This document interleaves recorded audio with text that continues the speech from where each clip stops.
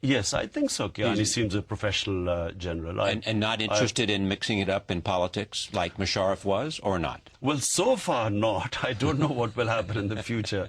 But I have confidence right now in the democratic movement which is going on in Pakistan. And I feel that given time, this democratic movement will actually now move towards a stable and a genuine democracy. It has real chance to move to a stable democracy, provided this movement with the Chief Justice for an independent judiciary succeeds. Because, I mean, well, the present government, are they going to be supportive of that? Well, that's the problem you have with the present government. The problem with the present government is that the party, People's Party, Benazir's party, right, wants the judges back, like 84% of the population, right, according to the poll. But unfortunately, Benazir's husband does not want the Chief Justice back, just like all crooked politicians cannot afford an independent justice system. So he's the main thing that stands in the return of the judges. Absolutely. Benazir's husband, who sort of is in effective control of the party, notwithstanding. Well, a party he inherited through a will, and yes, he is the main impediment. Let me go to this question. Why are you here in the United States? You're speaking here in Chicago and Washington. What's your purpose? Actually, I've been invited by Pakistani community here, right, and my own political, the Movement for Democracy. Movement for Democracy. And also, I have registered charities which Pakistanis give money to a cancer hospital, as well as this university I'm setting up. So, that's why. What's the university? The university is actually in a constituency which is where I was elected member of parliament, which is very close to Waziristan, about 40 miles as the crow flies. The idea is to build a modern university there so that, we can, give people education. And the problem is that's one of the biggest problems, lack of education. All the money has gone into arms rather than in human development. Okay. Suppose the next president of the United States, you're back in the United States, and he calls you up and he says, come by for a chat in the Oval Office. And he says to you, okay, we got a problem in Pakistan. We want to see a strong, stable, democratic Pakistan for lots of reasons. We wanted to see stable, we wanted to see it help stabilize the region. It has borders with Iran, has borders with Afghanistan. What do you tell this president to do? Well, two things I would tell him. One is that they must change the strategy to fight this war on terror. As I said, they are breeding grounds for future terrorists. This could be a problem not just for us, because we will, as a country, be blamed. They believe that the surge, combined with the awakening, is part of the reason they've had this success in Iraq in the last year. Well, I feel that, I don't know how much the surge affected, but I certainly think that them talking, holding dialogue in the Anbar province with the Sunnis, right, and inducting them on their side, that's what they should be thinking of doing. So that kind of direction is the one you would approve of, support, believe had the most chance of success.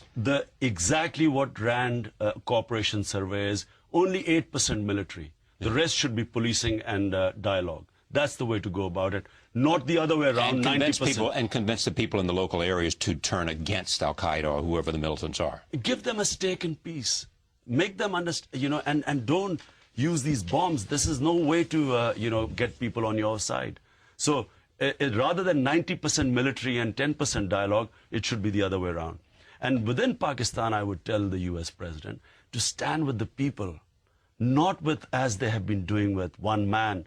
They kept supporting General Musharraf against the 160 million people. Okay, but suppose you were the President of the United States and 9/11 had happened, and they sent Richard Armitage over there to talk to Musharraf, and you basically have just been attacked in Washington and in New York, and you had a plane go down in Pennsylvania, and you're looking around and you're saying, we have to respond.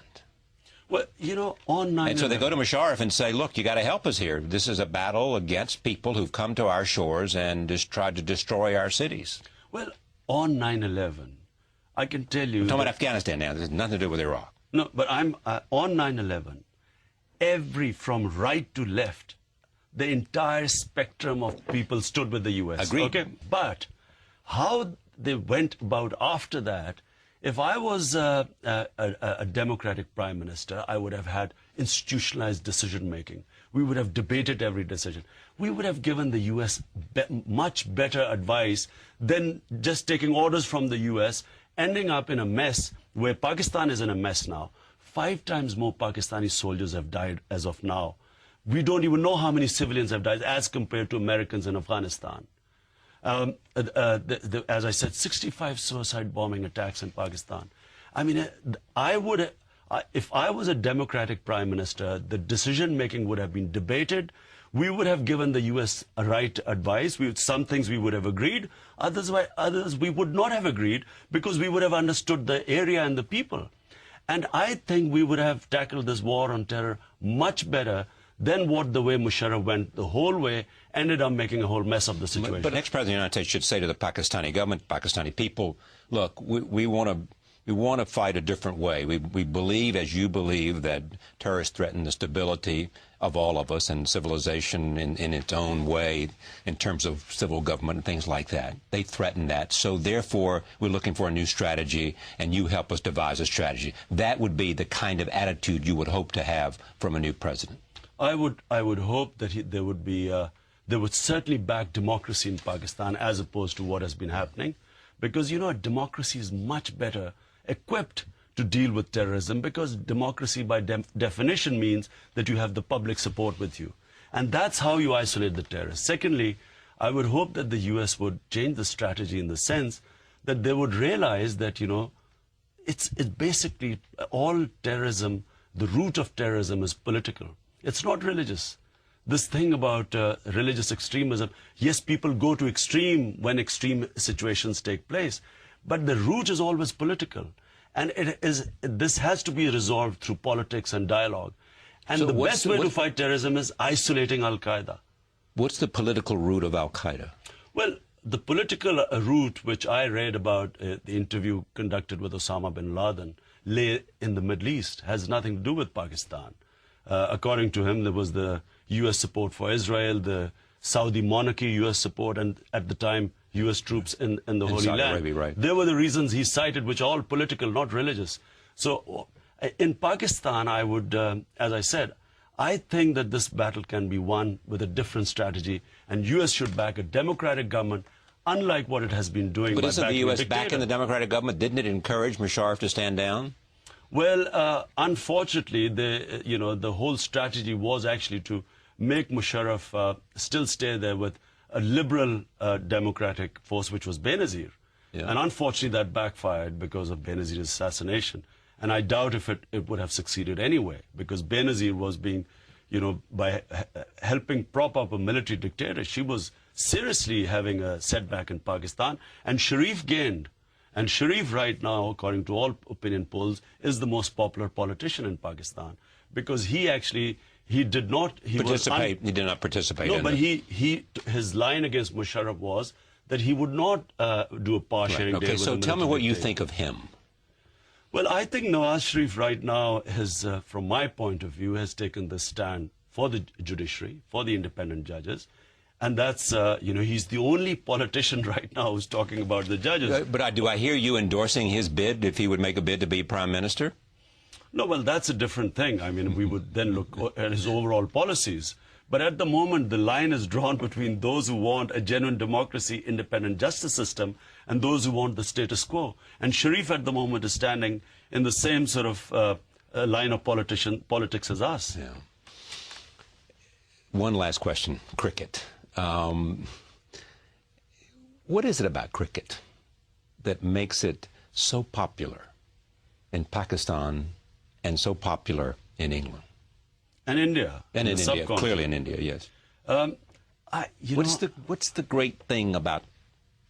I think cricket, it's a sort of, it's the chess of sports. The chess of sports. There's more literature on cricket than if you put all the sports and double the literature on the sports, there's more literature on cricket.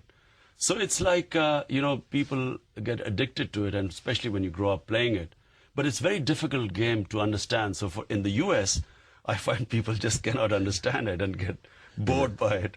Because it doesn't, they look at the video of it and it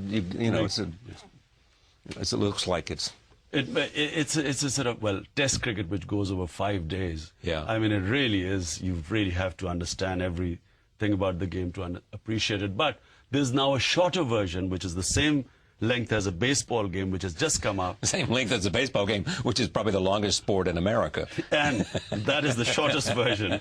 And so it's really caught on. And it's something maybe what the Americans would probably appreciate. All right. It's great to have you here. Thank you very much for sharing your ideas. And when we come to Pakistan, I hope we can do it.